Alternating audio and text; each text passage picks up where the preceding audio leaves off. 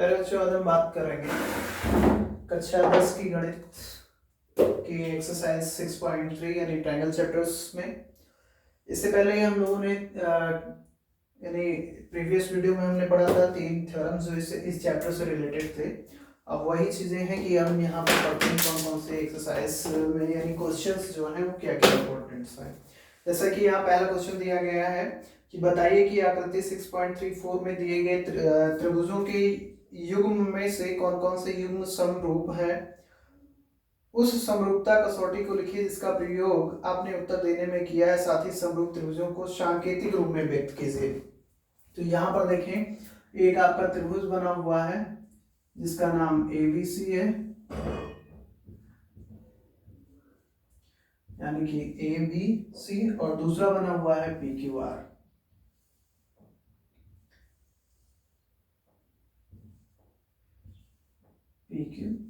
यानी ये एक्सरसाइज कौन सी है आपकी? है ये एक्सरसाइज 6.3 और क्वेश्चन नंबर 1 का ये फर्स्ट पार्ट है। अगर हम देखें यहाँ पे दिया गया है 60, 80 और 40, 60, 80 और 40 डिग्री। इधर दिया गया है 60, 80 और 40 डिग्री, 60, 80 और 40 डिग्री। अब अगर हम इसे हल करें यानी इसको हम सॉल्व करने की कोशिश करते हैं तो यहाँ पे सॉल्यूशन लिखें हल।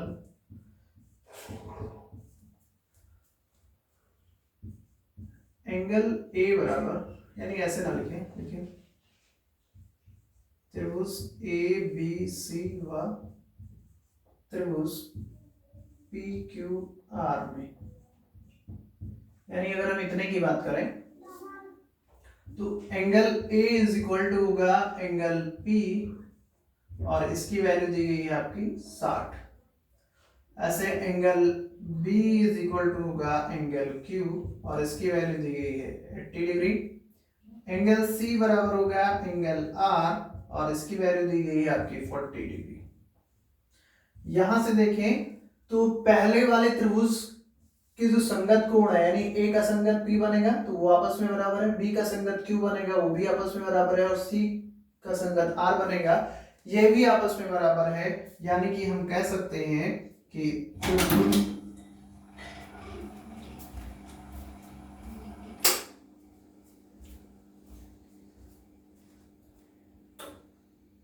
त्रिभुज ABC सिमिलर टू त्रिभुज PQR, क्या लिख सकते हैं PQR by triple A criteria. Triple A similarity criteria लिख लें पूरा पूरा।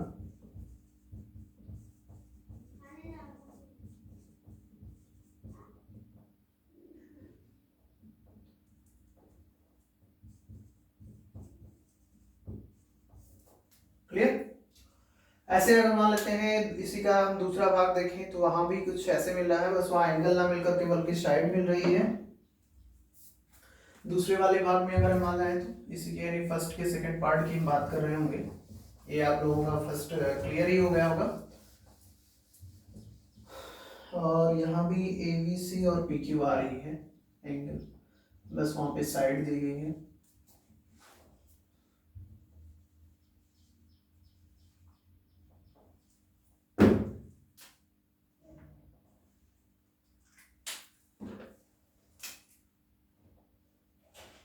ये आपका 2 हो गया, ये 3 हो गया और ये 2.5 हो गया। PQR में दिया गया है 654, 654। ये आपका बन गया फर्स्ट वाले का सेकंड पार्ट। इसको जब हम हल करेंगे यानी इसको भी हम सॉल्व कर रहे होंगे तो कसौटी की बात की गई थी। वैसे यहां से देखें AB और QR का जो रेशियो बनेगा यानी कि AB अपॉन QR, ये वास्तव में बन रहा है आपका 2/4 यानी कि 1/2। ऐसे AC और पी क्यू का जो रेशियो बन रहा है वो भी बन रहा है 3/6 यानी कि 1/2, और आपका B C upon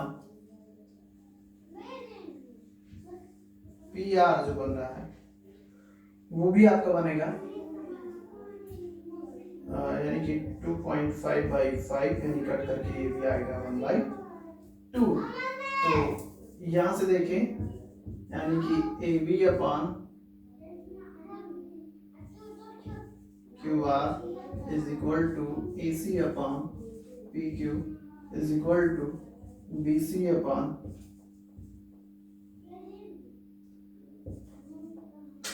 P R, sorry. यानी कि ये चीजें हमको क्लियर हो रही है। अगर ऐसी स्थिति बन रही है, यानी कि ये चीजें आ रही हैं, इसका मतलब क्या हो गया कि triangle A B C similar to triangle P Q R by side side side, यानी triple S similarity criteria.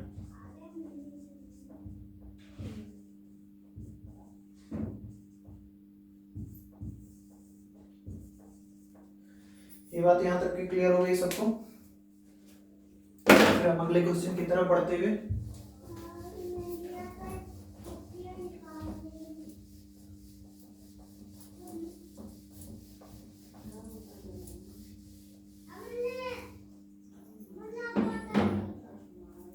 Question number 2 में कहा गया है कि फिगर बना हुआ है आपका 6.35, यानी कुछ ऐसा फिगर बना हुआ है।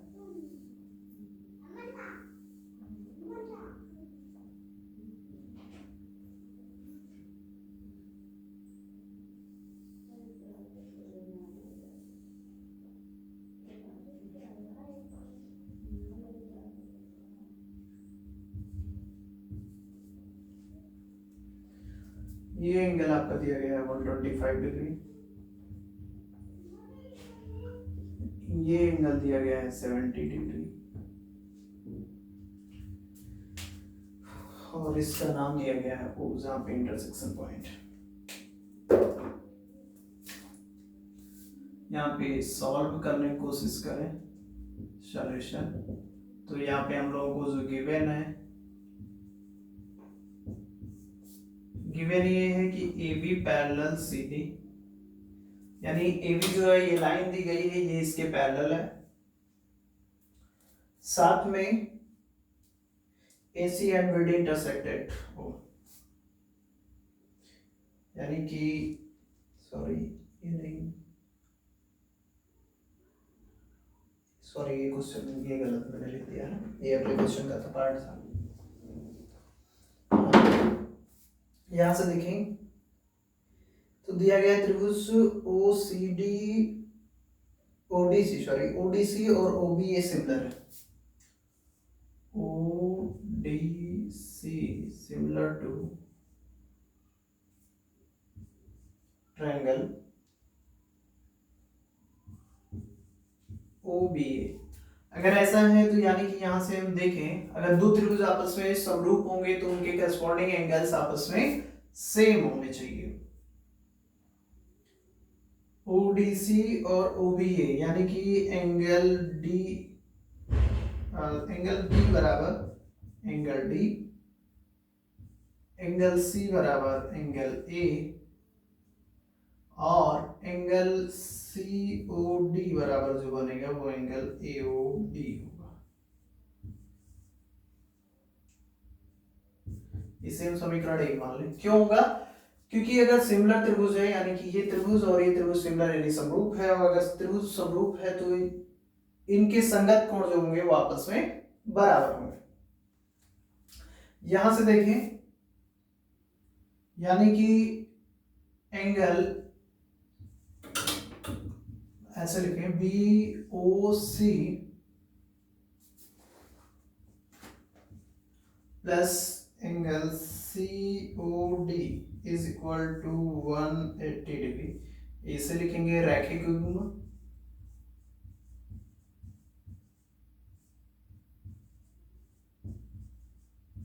यानी कि लीनियर पेयर जिसे बोला जाता है। हम लोग जानते हैं लीनियर पेयर जो होता है वो 180 डिग्री बनाता है। तो BOC की वैल्यू दी गई है 125 डिग्री और COD की वैल्यू हमको निकालनी है, ये बनेगा आपका 180 डिग्री, यानी कि COD is equal to 180 minus 125, यानी कि ये 55 डिग्री निकल के आ गया। आपका एंगल निकलेगा COD।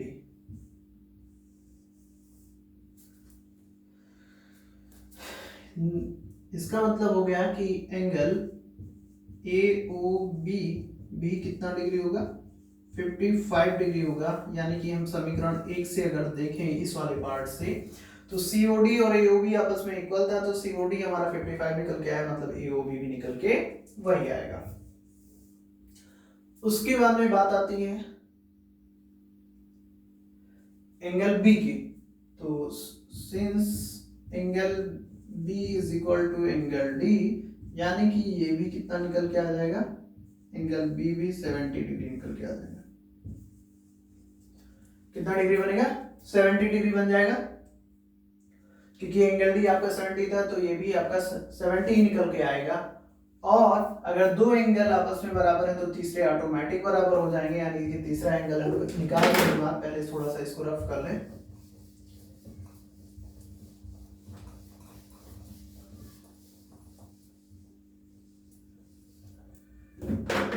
यहां से देखिए ये हमारा निकल के आया है, सॉरी ये 55 डिग्री निकल के आया है, ये अभी हमको निकालना है। अगर ये 55 है तो वर्टिकली अपोजिट यानी ये भी 55 होगा।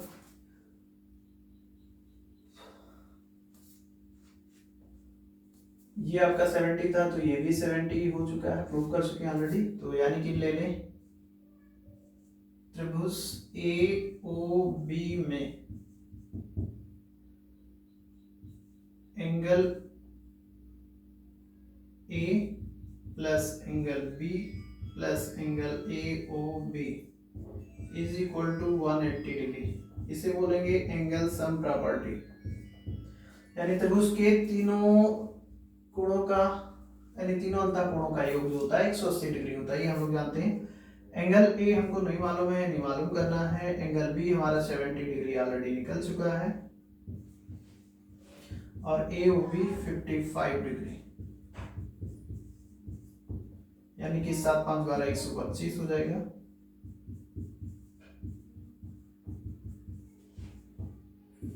यानी कि angle A is equal to हो जाएगा 180 माइनस 125, एंगल A बराबर हो जाएगा 55 डिग्री।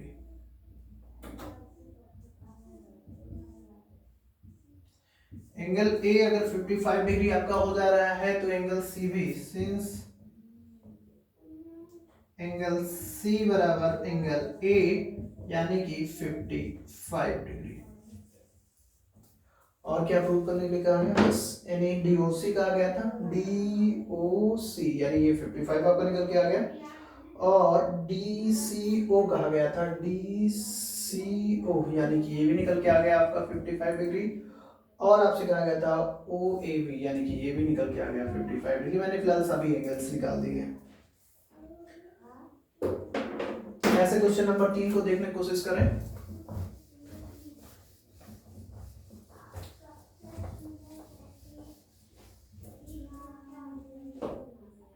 क्वेश्चन नंबर 3 में कहा गया है कि ABCD एक समलंब है।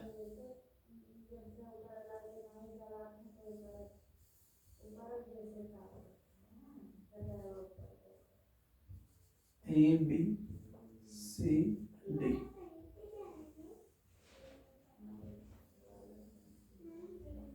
इसमें कहा गया है कि AC और BD जो इसके विकर्ण है वो परस्पर ऊपर प्रतिच्छेद कर रहे हैं, मान लेते हैं ऊपर प्रतिच्छेद कर दिया, और जहां पर AB पैरेलल DC है, फिर हमें प्रूव करना है, तो ये एटलीस्ट इसको मान लें एंगल 1 है, इसे एंगल 2 मान लें, इसे एंगल 3 मान लें, इसे एंगल 4 मानेंगे, और इसे 5 और इसे 6।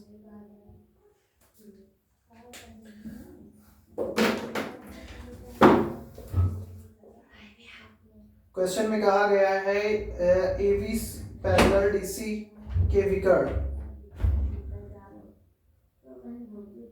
AC और VD परस्पर ओ पर प्रतिच्छेद करते हैं, दो त्रिभुजों की समरूपता कसौटी का प्रयोग करते हुए आप दर्शाइए कि O A upon O C is equal to O B upon O D. यानी कि हम लोगों को दिखाना है, यानी लिख सकते हैं टू सो O A upon O C is equal to O B upon O D.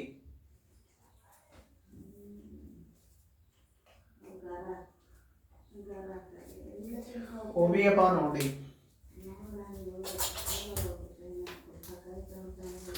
यानी कि ये हो गया, ये हमको दिखाना है। और ये भी दिया गया है साथ में, यानी कि गिवन की बातें करें तो हम लोगों को जो गिवन है ये डायरेक्ट आप सॉल्यूशन लिख सकते हैं। आपको दिया गया है कि A B parallel C D या डी सी लिख लें, चलो जैसा क्वेश्चन में दिया गया सी डी या D C, and A B C D is a trapezium यानी कि समलंब।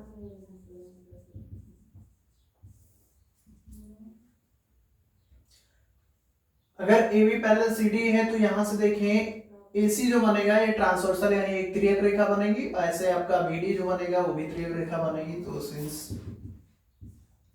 Angle A1 is equal to angle 2, ये आपका बनेगा अल्टरनेट एंगल,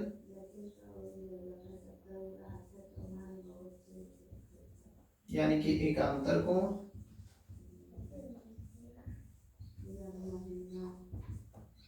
फिर उसके बाद में आपका दूसरा बनेगा angle 3 is equal to angle 4, ये भी आपका एक अंतर कोण ही बनेगा।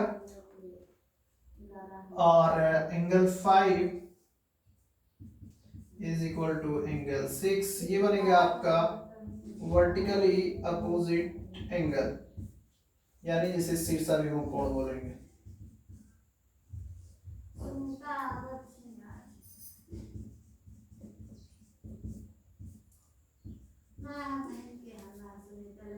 शीर्षाभिमुख कोण, इसका मतलब यहां से देखें कि triangle AOB similar to triangle COD by triple A, तीनों एंगल हम देख रहे होंगे कौन से रूल से, तीनों एंगल यानी 1 4 6 3 2 5 ये आपस में क्या है, इक्वल है। अगर दो ट्रायंगल इक्वल है तो ऐसा हो गया, यानी कि अब अगर ये प्रूव हो चुका है तो इनके सामने बनने वाली अपोजिट, तो 1 के सामने कौन सी साइड बनेगी, OA, 1 को अटैच करने वाली OA, 2 को अटैच करने वाली OC, और 3 को अटैच करने वाली आपकी, यानी 4 को ले लेते हैं, 4 को अटैच करने वाली OB, और ये OB। इसका मतलब ऐसा कुछ होगा, ये आपका प्रूव कर सकते हैं, लिख सकते हैं कि प्रूव हो गया।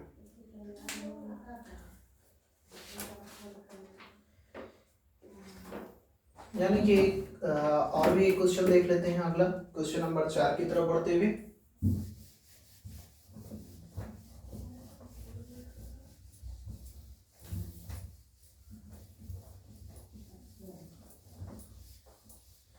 यहाँ तक तो कोई कंफ्यूजन नहीं होनी चाहिए, अगर होगी तो आप कमेंट सेक्शन में आकर के अपना कंफ्यूजन क्लियर कर सकते हैं, या व्हाट्सएप ग्रुप पे आप क्लियर कर सकते हैं। यहाँ से देखिए क्वेश्चन नंबर 4 का फिगर कुछ इस प्रकार से बना हुआ है, यानी कि Q T और R,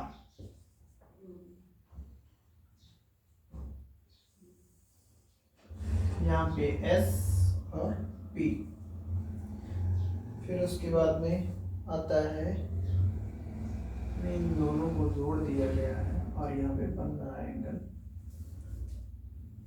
2 और ये बन रहा है एंगल 1। नहीं की इसमें दिया गया है,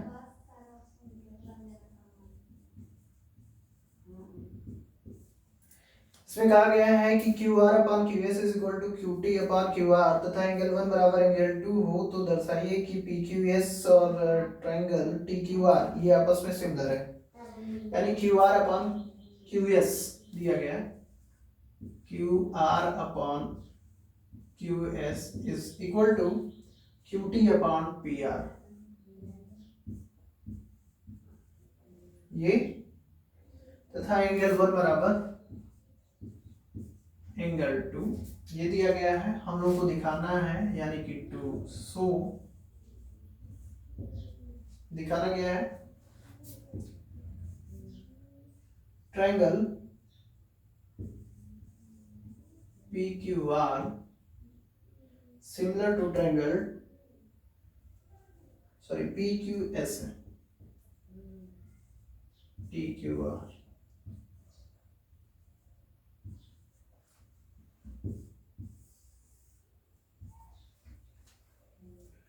टी क्यू आर। अब यहां से सॉल्व करने की कोशिश करते हैं, आगे स्टेप बढ़ते हैं। सिंस एंगल 1 बराबर एंगल 2, इसका मतलब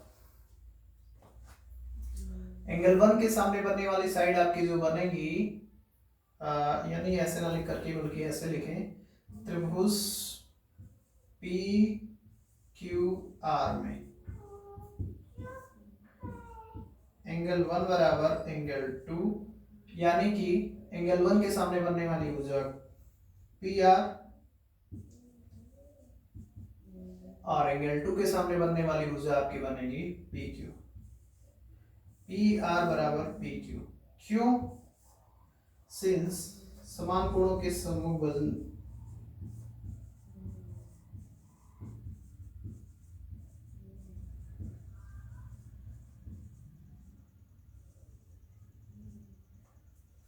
सम्मुख बनने वाली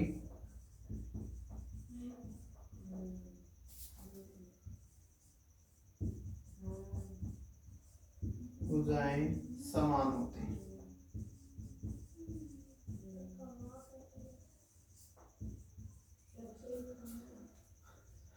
तो यानी कि यहां से देखें, अगर हम इसे ट्रीट कर ले 1, तो समीकरण 1 से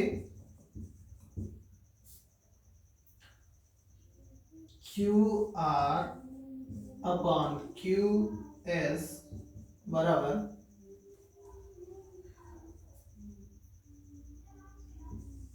Q T upon P R की जगह हम लिख सकते हैं P Q.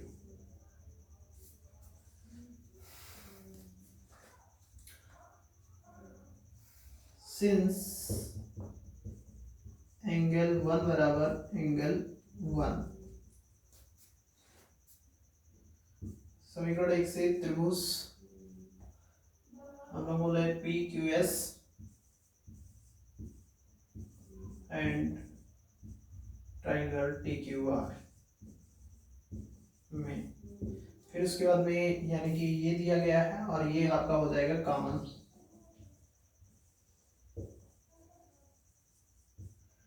Angle.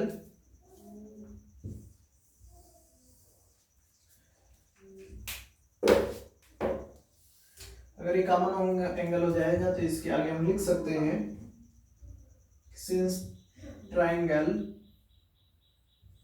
P Q S similar to triangle T Q R by side angle side. क्यों होगा? क्योंकि एक साइड मान लेते हैं, अगर हम पी क्यू एस की बात करें तो ये P मिला, फिर ये हमको एंगल मिल गया और फिर ये वाली साइड मिल गई, यानी कि ऐसा केस बना। तो पहले साइड फिर एंगल फिर साइड बन गया। अगर हम टी क्यू आर की बातें करें तो यानी टी क्यू ये साइड और एक एंगल 1 और क्यू आर ये हमारी साइड। तो इस वजह से इसमें कौन सी क्राइटेरिया फॉलो हो रही है? यही फॉलो हो रही है और यहाँ तक ये आंसर आपका प्रूव हो चुका है, यानी सिद्ध हो चुका है। यानी अगले स्टेप में बाकी कुछ क्वेश्चंस बताएंगे, बाकी आप लोग जितना अधिकतम क्वेश्चन एडजस्ट कर पाइएगा, यानी क्वेश्चन नंबर 5, 6, 7 इवन 8 भी, ये सारे क्वेश्चन एक जैसे ही हैं, उनमें से एक आध क्वेश्चन बताएंगे हम, बाकी आप खुद करेंगे।